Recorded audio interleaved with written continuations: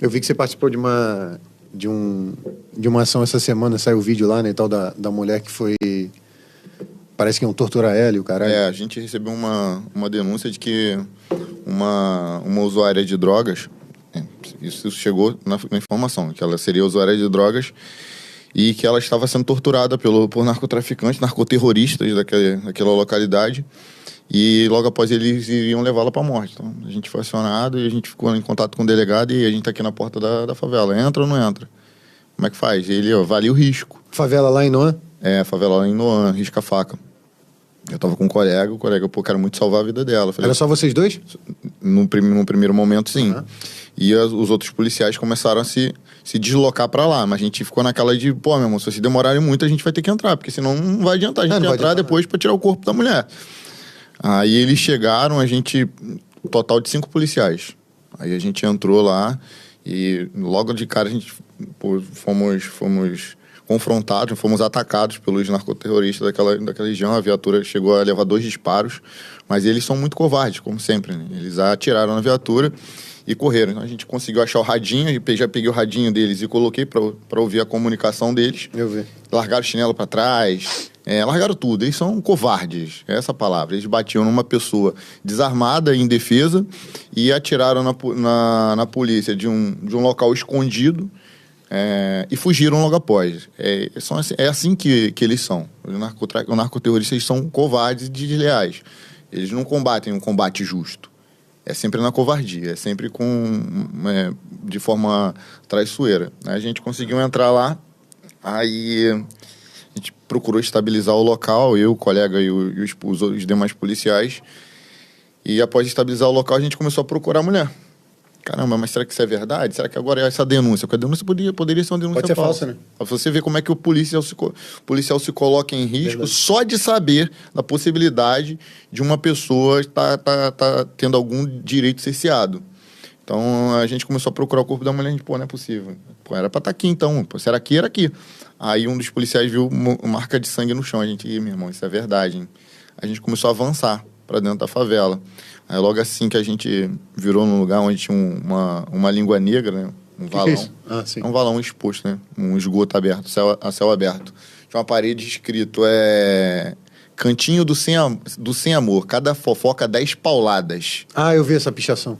Aí a gente andou ali mais uns 50 metros, aí tinha um corpo jogado de lado. Eu falei, puta, meu irmão, perdemos uma mulher. Aí a gente foi se aproximando. Quando ela percebeu que eram policiais, aí ela foi e levantou a cabeça assim, falei, tá viva, mano. Aí vamos tirar ela daqui. Aí o policial colocou as luvas e tal, perguntou se ela conseguia ficar em pé.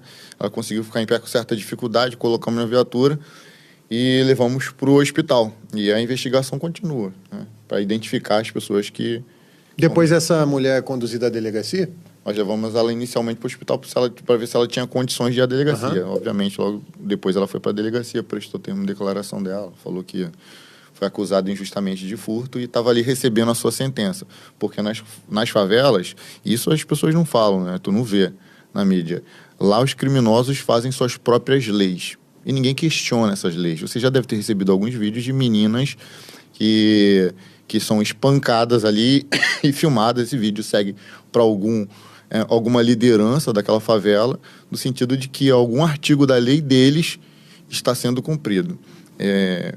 Anterior a esse fato, participei da prisão do Vido Caju. Quero falar o nome dele, desse vagabundo, porque logo depois que nós prendemos ele foi sentenciado com sentença penal, transitada em julgado, não cabendo mais recurso, foi condenado a cerca de 11 anos e estava foragido lá em Maricá. Então, o delegado se deu essas informações para a imprensa e o advogado falou que ele não podia fazer isso, que aquilo. Não, ele é um vagabundo e ele simplesmente, porque a menina postou na rede social que era contrário ao tráfico de drogas, que ela entendia que os jovens da comunidade não deveriam se envolver com tráfico, e quando eles confrontam a polícia, eles têm que ser confrontados de volta. Ela fez essa publicação na rede social dela, eles simplesmente condenaram ela à morte. Mas não era qualquer morte. Ela foi espancada até perder os sentidos, e depois que perdeu os sentidos, eles cortaram parte por parte do corpo dela. E depois, aonde isso? Isso foi no Caju, aqui no Rio de Janeiro. Uhum. E logo depois, por ordem do Bob do Caju, tudo isso está no processo, tudo isso está na sentença. Por ordem do Bob do Caju, o Bob do Caju sentenciou ela à morte, e esse Vitor Caju foi um dos caras que participou do esquartejamento dela. Então, é esse tipo de gente que a gente enfrenta. E, infelizmente, no caso dessa menina, a polícia nem tinha ciência que isso estava acontecendo. Quando soube, ela já estava morta. Mas se soubesse, com certeza a Polícia Civil, a Polícia Militar do Estado do Rio de Janeiro ia atuar nesse sentido. Falando tudo isso para você entender que a polícia trabalha para garantir direitos e não subjuga as pessoas. Pode crer. Vou fazer uma pergunta. Essa comunidade que você falou é em Maricá, que vocês salvaram a menina. Em Maricá. Aí você entra lá, tá escrito 10, como é que é 10, Paula? Um lugar específico, que depois a gente ficou sabendo que é o local que eles usavam para torturar. Várias pessoas foram torturadas. Inclusive, o companheiro dessa menina, que também era viciado em drogas, né, era viciado em crack, ele foi morto por essa mesma facção. Ele foi torturado e morto algum tempo antes por essa mesma facção nesse mesmo lugar. Ali era como se fosse o tribunal deles. Sim. Ali era o cumprimento, ele cumpria a pena ali. Estava escrito ali, cantinho do sem amor. Ali que as pessoas eram torturadas. Obviamente que o morador não tem coragem de falar. Sabe o que eu achei mais impressionante? Que enquanto isso tudo estava rolando, o pessoal da favela seguia sua vida normalmente. Tinha uma cena que me chamou a atenção, que tinham 2 pessoas amassando latinha. E aí passaram por essa menina, depois que a gente já tinha resgatado ela estava sentada no meio-fio assim, e a gente planejando qual era a melhor forma de sair da favela.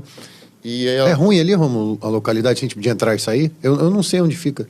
Cara, depende do lugar. Lá em Maricá tem 2 comunidades que estão bem enjoadas. Com o advento das UPPs e desse Minha Casa Minha Vida, projeto do governo federal, alguns projetos esse Minha Casa Minha Vida foram construídos lá em Maricá. O de Itaipuaçu dava merda direto. O Itaipuaçu já é considerado um local conflagrado. E o de Inoã, Minha Casa Minha Vida de Inoã, é pior ainda. Tá? E esse tipo de sentença é toda hora. Por quê? Essas pessoas não são de Maricá. Sua maioria não são de Maricá. Eram aqui do Rio de Janeiro, que por acaso a sua casa foi interditada por conta das enchentes, não sei o quê. Essas pessoas foram deslocadas lá para Maricá. Então tem muito... Quando você prende o traficante lá, você percebe que a origem dele não é Maricá. Sim. São Gonçalo, Rocinha, Maré. Então aí juntou-se isso lá e, meu irmão, não é uma cidade tão tranquila como eram há tempos atrás. E também é um dos municípios que mais cresce no Rio de Janeiro hoje. Sim. Não, o que me chamou a atenção foi essa história, 10 pauladas, cada fofoca 10 pauladas. Cada fofoca 10 pauladas. Pô, fico preocupado que eu sou fofoqueiro pra caramba. E entrar na porrada. Eu vou passar nem perto que eu tô... Nem passa em Inoã. Vou tomar paulada pra ir no ano, né? Deixa eu anotar aqui. Sabe? Isso aqui. Nem passa em Inoã. Pra não passar perto.